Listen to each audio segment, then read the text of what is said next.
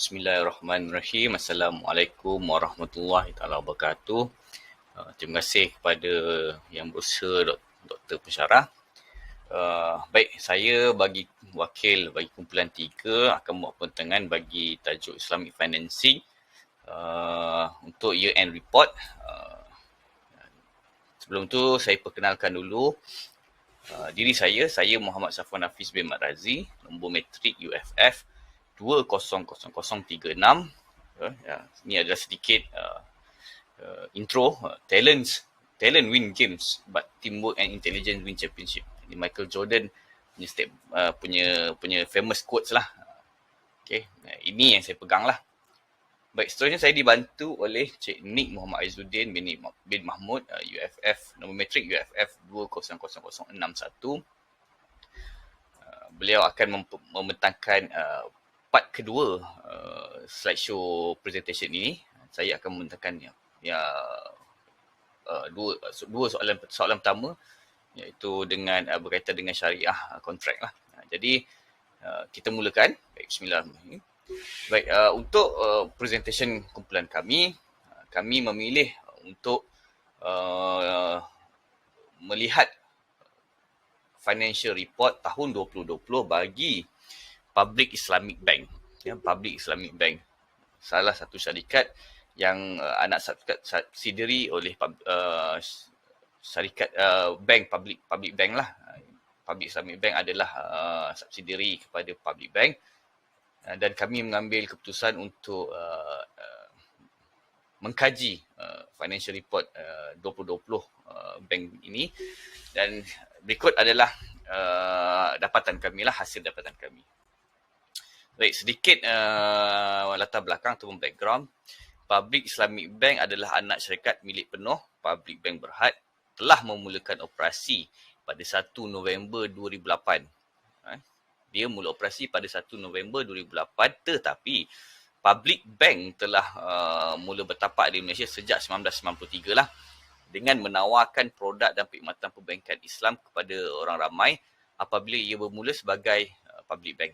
Saya kata tadi lah, start sebagai public bank sejak tahun 1993 dan memulakan operasi secara stand alone pada 1 November 2008. Dengan memberi tumpuan kepada pembiayaan pengguna lah, iaitu consumer banking, pembiayaan perucutan, retail financing, perusahaan kecil dan sederhana SME loan, serta pembiayaan dan pengambilan deposit.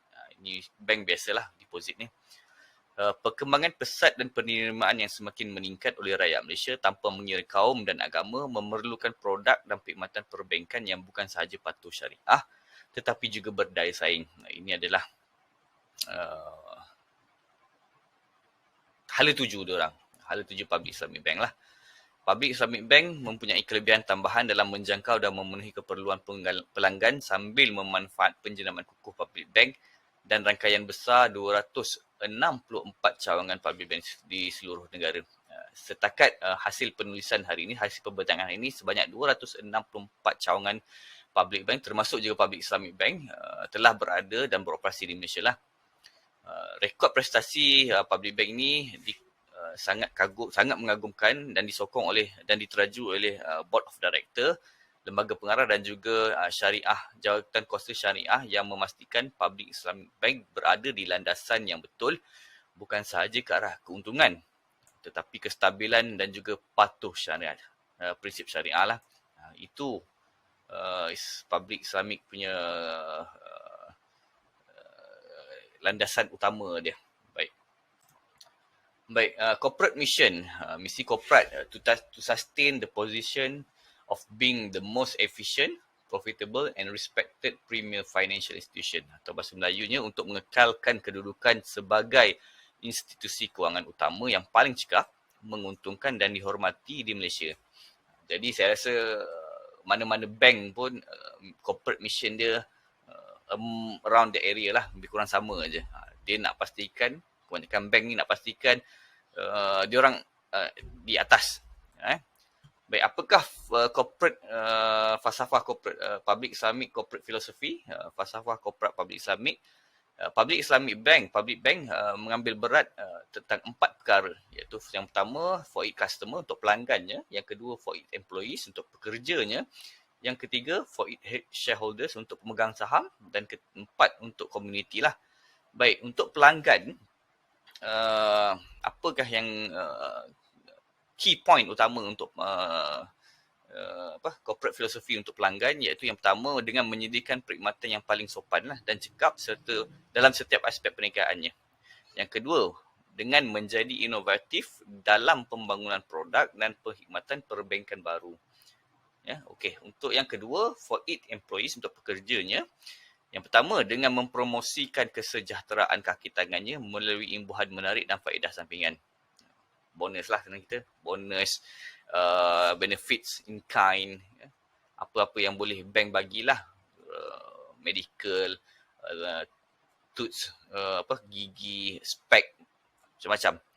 Dan kedua, dengan menggalakkan semangat kaki tangan yang baik melalui latihan dan pembangunan kaki tangan yang betul dan penyediaan peluang untuk kemajuan kerjaya. Career forward, career paths untuk setiap ahli bank ni, untuk pekerja-pekerja bank ni, di mana-mana bank pun rasanya sama je. Dia akan ada career paths dia orang lah. Yang ketiga, untuk pemegang sahamnya.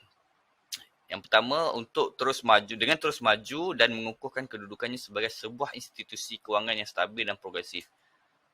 Dan kedua, dengan menjana keuntungan dan pulangan yang saksama ke atas pelaburan mereka.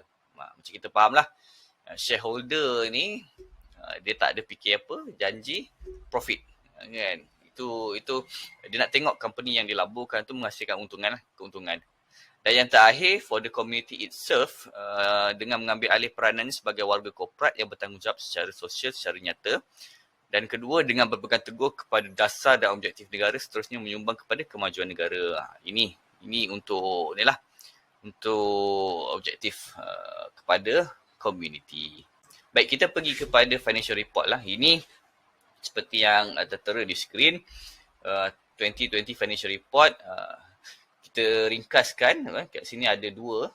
Yang pertama sebelah kiri, tuan-tuan dan puan-puan, adalah papan kenyataan keuntungan sebelum cukai, iaitu RM505,957,000 lah, ataupun 506 juta lah, hampir 506 juta sebelum cukai. Manakala keuntungan bersih selepas zakat dan juga cukai, 387 juta.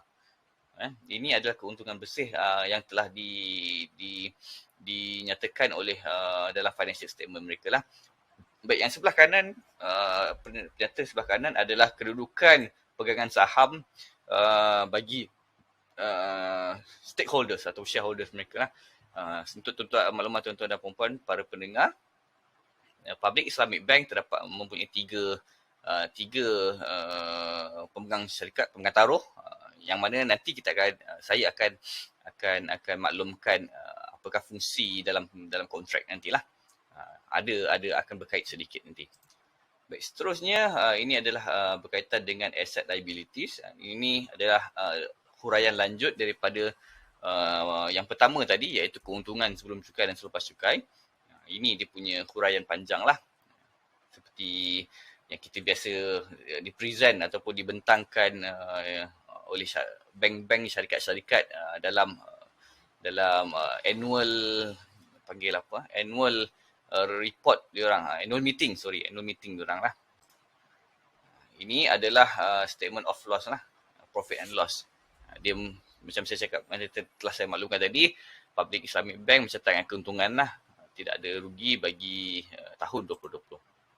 Baik, kita ke soalan yang pertama, iaitu explain the Islamic financial contract ataupun terangkan Islamic financial contract syariah yang ada di dalam annual report inilah.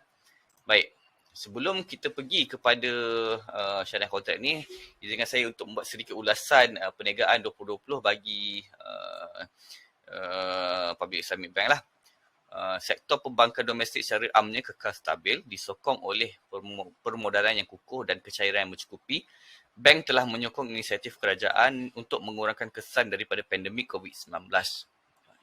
Inisiatif ini termasuk moratorium, pelbagai pembayaran balik, pembiayaan program bantuan pembiayaan kepada perusahaan kecil dan sederhana, PKS, melalui program-program khas seperti Prihatin Rakyat, pakej rangsangan ekonomi iaitu Prihatin, dan juga Pelan Pemulihan Ekonomi Negara Penjana. Bank terus memberi penekanan kepada perniagaan pembiayaan komersial, pengguna dan runcit pada tahun 2020. Telah berkembang sebanyak 9.2%, terutama didorong oleh peningkatan dalam kediaman dan perniagaan pembiayaan. Pembiayaan rumah bank meningkat sebanyak 14.8% dengan sumbangan utama daripada Home Equity Financing I. Ini salah satu produk mereka lah. Manakala pembiayaan perniagaan berkembang sebanyak 3.8%, Term Equity Financing I. Baik, kita pergi kepada kontrak-kontrak. Okey, syariah kontrak ini terbahagi kepada divided into several classification concerning the purpose of for which certain contracts are entered to. Ini dibahagikan kepada beberapa lah. Dalam kes ini kita ada dua, iaitu Islamic Equity Financing dan juga Islamic Debt Financing. Apakah equity above finance debt?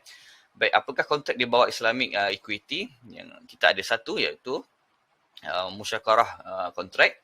Baik, musyakarah, saya akan sebelum tu saya akan membentangkan satu persatu lah apakah kontrak-kontrak ini yang dan juga contoh beserta contoh yang ada dalam Public Islamic Bank. Baik, musyakarah kontrak ataupun lebih tepat musyakarah mutanakisah. Dalam pembiayaan ini, pelanggan dan bank secara bersama memperoleh dan memiliki aset tersebut. Bank kemudian memajakkan equity atau bahagian asetnya kepada pelanggan atas dasar ijarah.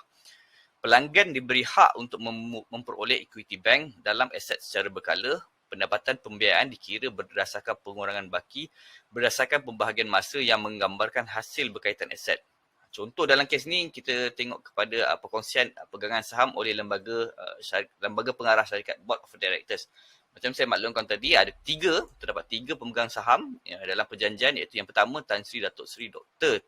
T. Hong Piao dengan jumlah pegangan 87.57%. Yang kedua Tan Sri Datuk Seri T. Ahlak dengan pemilikan share sebanyak 12.36 dan baki 0.07% dimiliki oleh Datuk Muhammad Najib bin Abdullah. Baik, semua pemegang saham ini mengadakan perkongsian bersama untuk berkongsi modal dan keuntungan beserta rugi sekiranya ada di bawah kontrak musyakarah mutanakisah. Kerana kedua-dua pihak boleh membeli saham, iaitu pembiayaan equity, dan membiayai perolehan aset atas dasar sewaan bersama. Okay, itu adalah Islamic Equity. Baik, kita bergerak kepada Islamic Debt ataupun orang kata lebih pada hutang lah. Apakah contoh-contoh kontrak dalam ini? Kita ada murabahah, kita ada ujrah, kita ada kad, kita ada tawaruk, kita ada bai vitamin ajil, ijarah tuma al-bai dan juga bai ainah lah. Baik, kita pergi satu persatu secara ringkas. Murabahah. Kontrak ini merupakan penjualan barang atau aset oleh bank pada harga tokok kepada pelanggan yang termasuk margin keuntungan seperti yang dipersetujui oleh kedua-dua pihak. Dua-dua pihak kena setuju. Dalam itu akan dinyatakan harga shilling lah. Harga, kos dan margin keuntungan dalam murabahah hendaklah dibuat secara telus dan dipersetujui oleh kedua-dua pihak.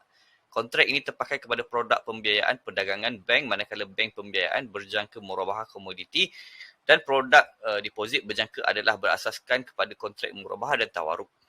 Pendapatan pembiayaan di bawah kontrak ini diiktiraf atas dasar kadar keuntungan berkesan sepanjang tempoh kontrak berdasarkan jumlah pokok yang tertunggak.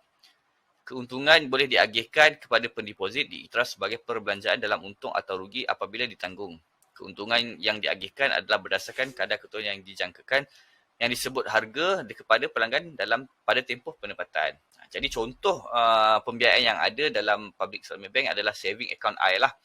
Savings mereka menggunakan konsep kontrak murabahah. Baik, yang kedua ujrah. Ujrah kontrak ataupun lebih berat kepada kad kredit lah. Kad kredit bank yang dikeluarkan adalah berdasarkan kontrak ujrah.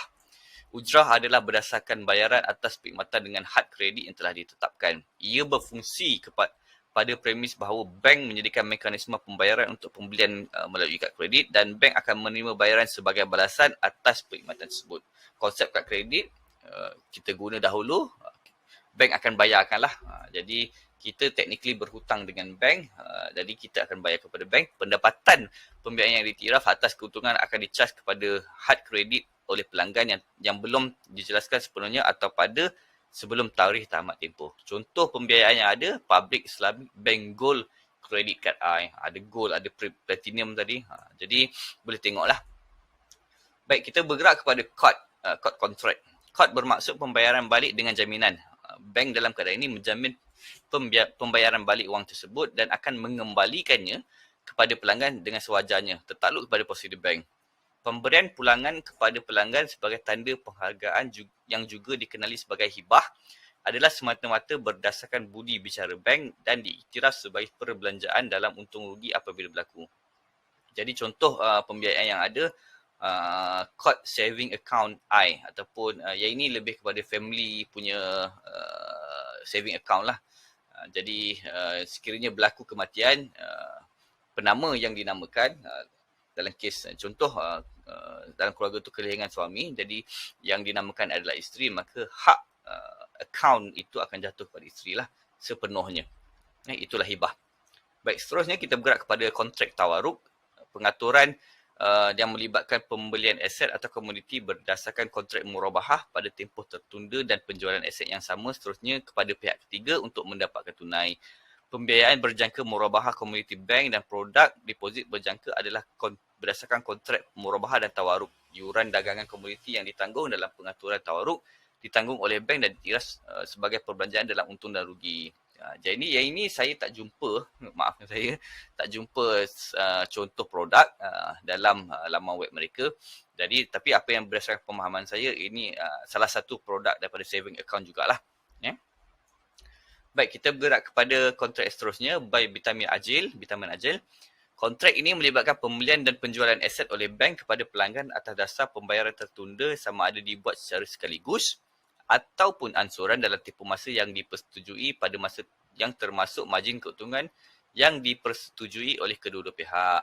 Pendapatan pembiayaan diiktiraf berdasarkan kadar keuntungan berkesan sepanjang tempoh kontrak berdasarkan jumlah pokok yang tertunggak.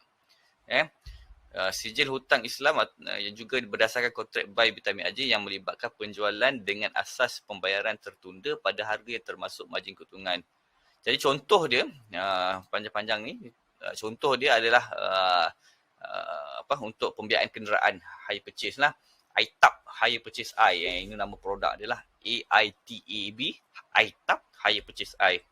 Yang mana dalam konsep hire purchase ni, bank sebagai leaser yang membelikan terlebih dahulu barang tersebut atau dalam kes kereta kepada si pemiutang, dan kita yang membeli kenderaan tersebut secara teknikal membayar kepada bank. Jadi bank adalah owner kepada barang tersebut lah, sehingga selesai tempoh pembayaran ataupun pembayaran lengkap selesai telah selesai dibayar, aset tersebut akan menjadi hak milik kita lah. Baik, yang seterusnya, ijarah tuma al-bai. Kontrak pajakan berakhir dengan pemilikan hak milik daripada pemberi pajak kepada pemajak dalam bentuk transaksi penjualan berdasarkan terma dan syarat yang dipersetujui.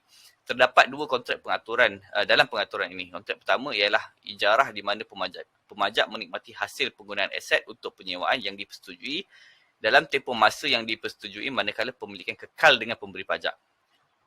Yang kedua, akad jual beli, iaitu akad dalam yang boleh berlaku pada akhir tempoh ijarah atau pada bila-bila masa dalam tempoh tersebut tertakluk pada terma dan syarat yang dipersetujui oleh pihak antara yang berkontrak. Pendapatan pembiayaan diiktiraf berdasarkan kadar keuntungan berkesan sepanjang pajakan.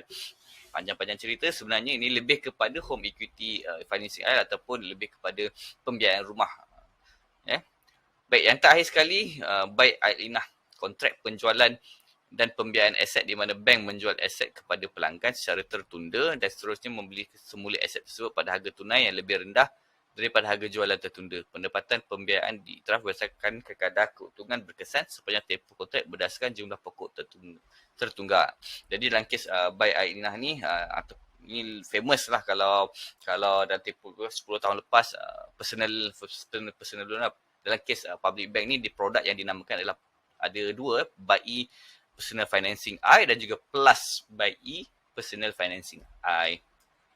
Jadi itu sahaja daripada saya untuk first round, untuk yang bahagian pertama. Seterusnya saya serahkan kepada Cik Saudara Nik Muhammad Azudin untuk menyambung pembincangan sikit. Terima kasih. Assalamualaikum warahmatullahi wabarakatuh. Nama saya Nik Muhammad Azudin. Saya berperanan sebagai penolong akaunten kepada syarikat saya.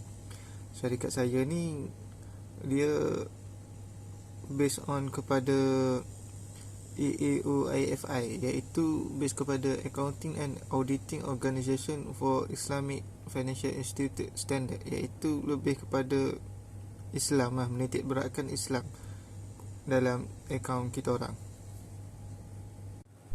Okey, dekat slide ni kita boleh tengok saya ada 3 peranan utama saya kepada syarikat. So, peranan saya yang pertama ialah saya perlu menyelia dan menguruskan semua data-data keuangan syarikat saya, iaitu saya perlu menyelia setiap hari daripada start keuangan, tahun keuangan tu bermulanya daripada, contohlah syarikat saya ni tahun kewangannya bermula daripada bulan Januari. So saya perlu rekod semua data tu hingga tamat tahun kewangannya, hingga tamat pada bulan Disember nanti lah. So that's mean daripada Januari hingga Disember tu saya perlu catat semua transaction yang berlaku dalam syarikat saya. So point yang kedua pula, kita boleh tengok saya perlu merekod semua butiran transaction yang dilakukan di dalam syarikat saya, dan saya perlu memastikan setiap transaction yang dilakukan tu patuh dan tidak melanggar syariat Islam. So yang ketiga pula, saya perlulah memastikan kontrak yang dilakukan tu, kontrak tu will be separate and based on their nature. So itulah 3 peranan saya dalam company sebagai penolong accountant.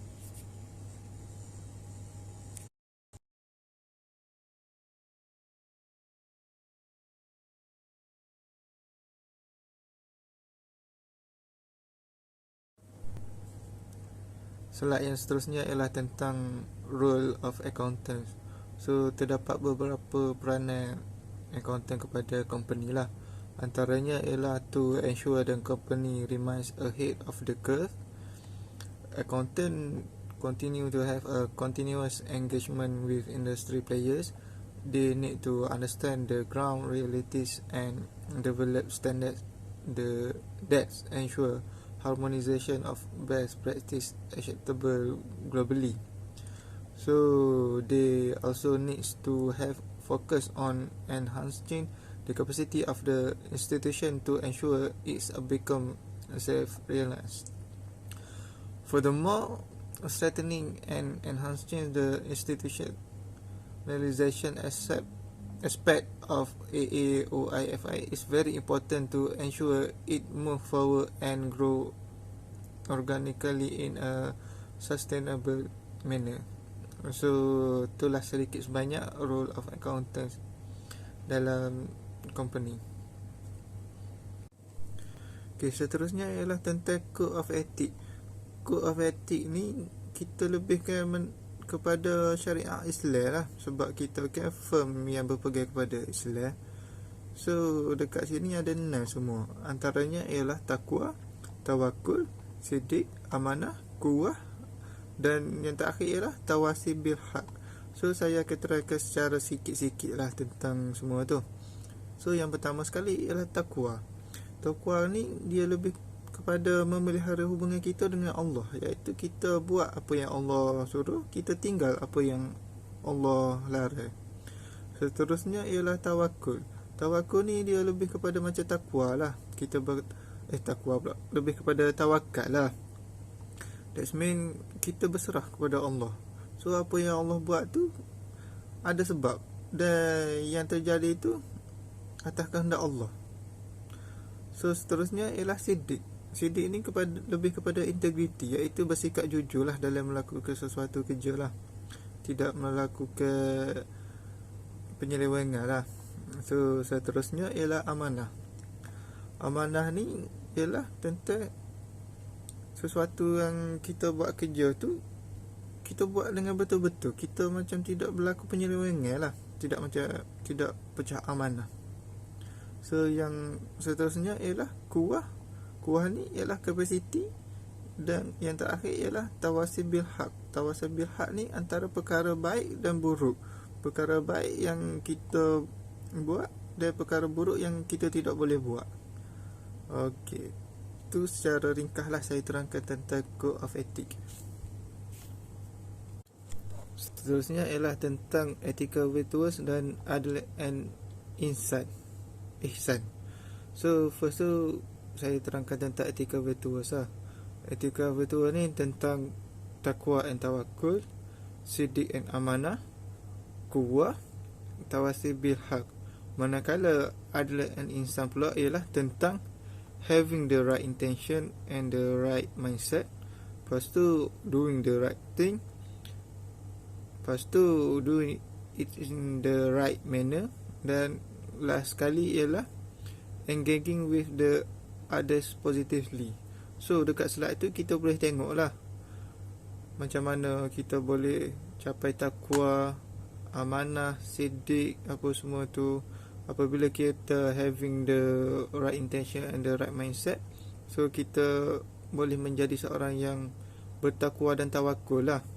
Lepas tu kita pula boleh jadi amanah apabila kita doing the right things. So itulah sedikit sebanyak tentang the interplay of ad and ihsan with ethical virtues saya terangkan.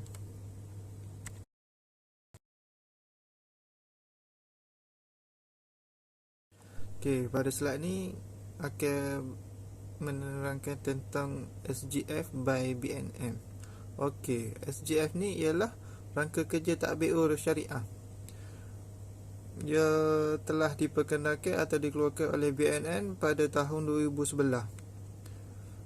Rangka kerja ni memainkan peranan yang kritikal dalam menyokong pembangunan industri kewangan Islam secara tersusun lah.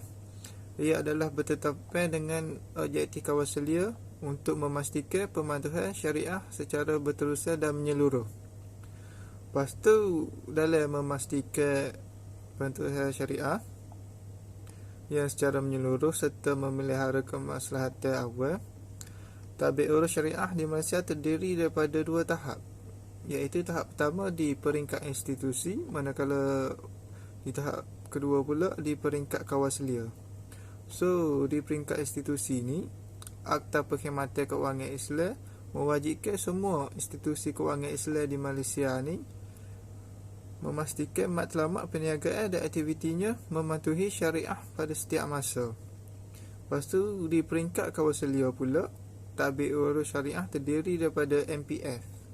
MPF mempunyai peranan penting dalam memastikan keputusan-keputusan syariah yang dilakukan atau dibuat oleh institusi kewangan adalah berwibawa dan berintegriti.